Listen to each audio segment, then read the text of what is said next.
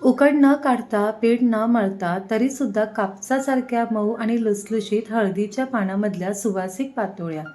तर या हळदीच्या पानातल्या पातोळ्या घरात एकदा जरी बनल्या असतील तर घरभर काय सुवास दरवळतो हे मी वेगळं सांगण्याची गरजच नाही.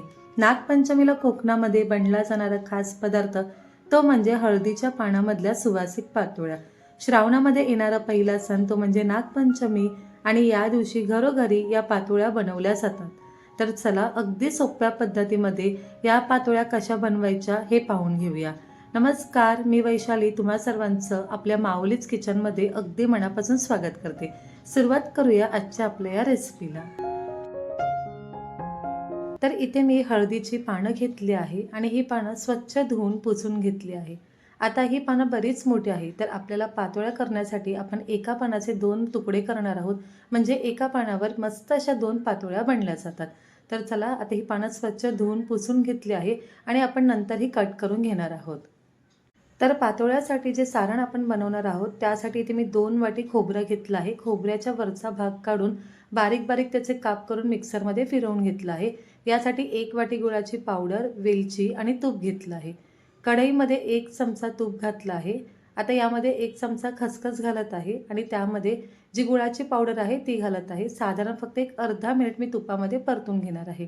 इथे तुम्ही जो नॉर्मल गूळ असतो तो घेतला तरी चालेल, म्हणजे पिवळसर असतो तो गूळ घेतला तरी चालेल. फक्त चिक्कीचा गूळ अजिबात घ्यायचा नाही. आपण मोदकाचं जसं सारण बनवतो अगदी त्याच पद्धतीमध्ये आपल्याला हे सारण करून घ्यायचं आहे. आता यामध्ये 2 वाटी जे खोबरं घेतलं होतं ते घालून घेणार आहे आणि सर्व छान आता एकजीव करायचं. म्हणजे जे गूळ आहे या खोबऱ्यामध्ये छान मिक्स करून घ्यायचं आहे आपल्याला.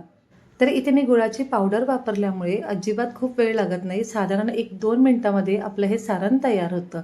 तर बघा असं सर्व मागे घेतल्यावर इथे जराही पाणी येत नाही आहे, याचा अर्थ आपलं सारण मस्त असं बनलं आहे आणि छान ओलसर आहे. म्हणजे खूप जास्त कोरडं आपल्याला हे सारण करायचं नाही आहे. तर परफेक्ट असं आपलं इथे सारण तयार झालं आहे. आता मी गॅस बंद करून घेणार आहे. यामध्ये एक अर्धा चमचा मी वेलची पावडर घातली आहे. आता सर्व छान एकजीव करून घ्यायचं आणि मस्त असं आपलं इथे पातोळ्यासाठी जे सारण आहे ते तयार झालं आहे. सुरुवातीलाच मी हळदीची पानं स्वच्छ धुवून ती पुसून घेतली होती. आता ही पानं बरीच मोठी आहेत, त्यामुळे आपल्याला एका पानाचे 2 भाग करून घ्यायचे आहेत. म्हणजे छान अशा आपल्या पातोळ्या तयार होतात. तर बघा अशा पद्धतीमध्ये जर मोठी पानं असेल तर एका पानाचे तुम्हाला 2 भाग करून घ्यायचे आहेत. आता प्रत्येकच ठिकाणी तुम्हाला हळदीची पानं मिळतील किंवा नाही मिळतील. जर नाहीच मिळाली तर याऐवजी तुम्ही जे आपलं केळीचं पान आहे ते सुद्धा वापरू शकतात. पण हळदीच्या पानाचा एक वेगळा सुवास असतो आणि जो पातोळ्यामध्ये उतरला जातो आणि यामुळेच आपल्या पातोळ्या खरंच खूप छान लागतात. तर बघा अशा पद्धतीमध्ये मी पानं कट करून घेतली आहे.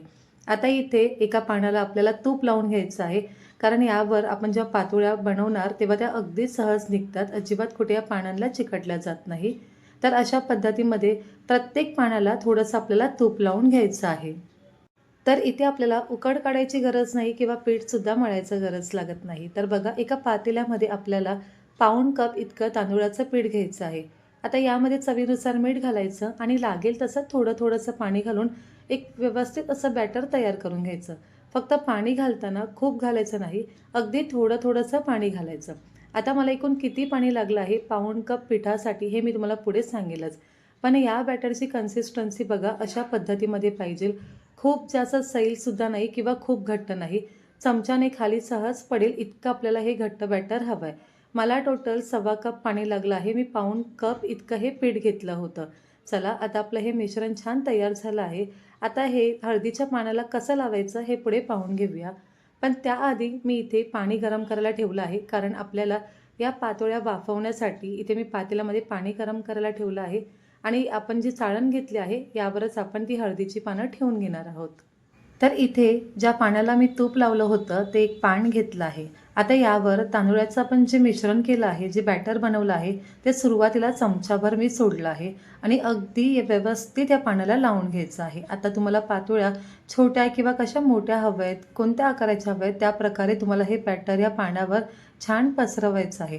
आता हे किती पसरवायचं तर बघा, तुम्ही हे 1 चमचा घेतला आहे आणि 1 चमचा किंवा त्यावर अजून थोडंसं फक्त तुम्हाला हे मिश्रण घ्यायचं आहे आणि ते पाण्याला लावताना फक्त आपल्याला ते पान अजिबात तो हिरवा रंग दिसणार नाही असं हे आपण मिश्रण यावर पसरवून घेतलं आहे. यामुळे आपल्या पातोळ्या छान होतात आणि जी वरचं जे आवरण आहे ना ते खूप जास्तसुद्धा होत नाही. म्हणजे खाताना तुम्हाला सारणसुद्धा लागलं पाहिजे, फक्त पीठ नाही लागलं पाहिजे. आता मध्ये सारण भरून घ्यायचं आणि बघा व्यवस्थित असे दुमडून घ्यायचं. जसं आपण करंजी ज्या प्रकारे दुमडतो अगदी त्याच प्रकारे हे दुमडून घ्यायचं आणि सर्व बाजूने फक्त दाबायचं. म्हणजे एकमेकाला हे व्यवस्थित चिकटलं जातं. चला आता अशाच पद्धतीमध्ये आपण दुसरीसुद्धा पातोळी एकदा करून घेऊया. ही जी झालेली पातोळी आहे ती आपण या चाळणीवर ठेवून घेऊ. आता या चाळणीला तेल वगैरे लावायची काहीसुद्धा गरज नाही, कारण आपण हळदीची पानं यावर ठेवली आहेत. आता दुसरी पातोळी करताना सुद्धा मी सुरुवातीलाच तूप लावून घेतलं होतं आणि बघा जे मिश्रण आहे ते अगदी थोडं थोडं पसरवायचं. म्हणजे पानाचा रंग आपल्याला दिसणार नाही अशा पद्धतीमध्ये फक्त आपल्याला हे जे बॅटर आहे पानावर व्यवस्थित लावून घ्यायचं आहे. म्हणजे खाताना तुम्हाला फक्त पीठ लागणार नाही, तर छान आतलं जे सारण आहे ते सुद्धा लागलं पाहिजे. अशा पद्धतीमध्ये जे आपण व्यवस्थित हे पसरवतो तेव्हा पातोळ्या खरंच खूप चविष्ट लागतात. आता याला सुद्धा मध्ये आपण छान जे सारण आहे ते भरून घेणार आहोत आणि व्यवस्थित दुमडून घ्यायचं. दुमडताना फक्त वरची बाजू खालच्या बाजूला बंद करून घ्यायची, म्हणजे जे मिश्रण आहे ते बाहेर येत नाही.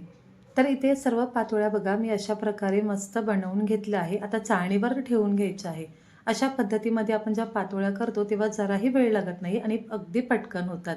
तर इथे पाणी मस्त गरम झालं आहे. आता यावर आपण चाळण ठेवून घेणार आहोत आणि त्यावर एखादं झाकण ठेवायचं आणि मध्यम आचेवर बरोबर 15 मिनिटं आपण या पातोळ्या छान अशा वाफवून घेणार आहोत.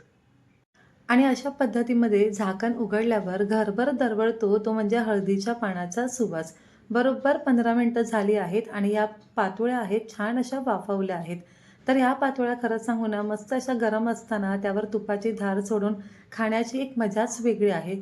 आणि खरं सांगू या पातोळ्या खरंच खूप चविष्ट लागतात. बघू शकतात हळदीचं पान आपण पटकन असं काढलं तर निघत आहे आणि पातोळ्या खरंच खूप अगदी मऊ लुसलुशीत कापसासारख्या झाल्या आहेत.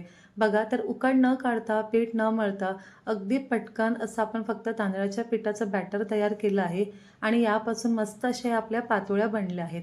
वरून तूप सोडायचं आणि याचा आस्वाद नक्कीच तुम्ही सुद्धा घ्या. तर आजची ही रेसिपी तुम्हाला कशी वाटली मला नक्की कळवा आणि यंदा नागपंचमीला तुम्ही सुद्धा अगदी सोप्या पद्धतीमध्ये या हळदीच्या पानामधल्या पातोळ्या करून पहा.